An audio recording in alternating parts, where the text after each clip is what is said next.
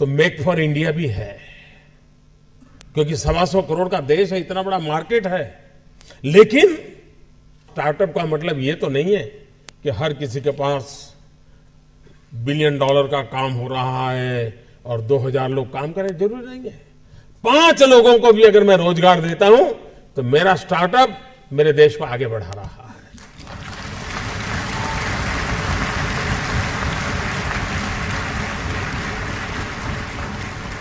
एक psychological change लाना है कि यूथ के दिमाग में जॉब सीकर की मानसिकता से उसको बाहर लाना है, वो जॉब क्रिएटर बने। और एक बार उसके दिमाग में आ गया कि मुझे 2 लोगों की जिंदगी के बाद संभालना है, वो कर लेगा। ये काम आप नौजवानों के दिमाग से हो सकता है। और इसलिए मैं जब कहता हूं स्टार्टअप इंडिया, तो मैं मान के चलता हूं स्टैंड अप इंडिया।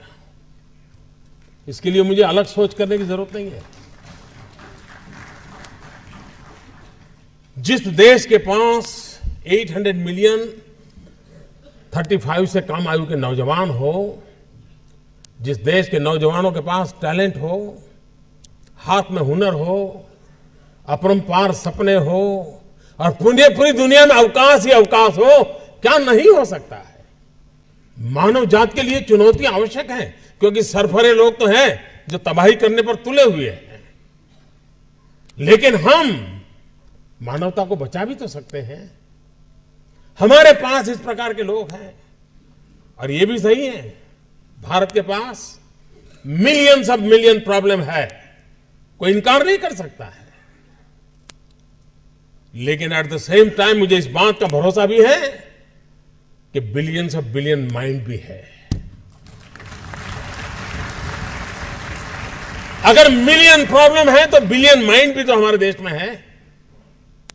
हर स्टार्टअप के पीछे कोई न कोई समस्या के समाधान का इरादा रहना चाहिए।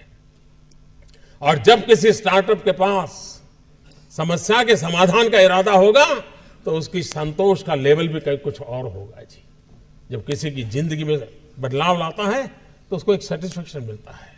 और इसलिए मैं वो कुछ करके दिखाऊं जिसमें मैं जॉब क्रिएटर बनूं, मैं वो कुछ करके दिखाऊं कि जिसके कारण किसी की जिंदगी में मैं काम आऊं, मैं वो कुछ करके दिखाऊं कि मेरे देश को एक कदम आगे ले जाने में मेरा भी कोई योगदान हो।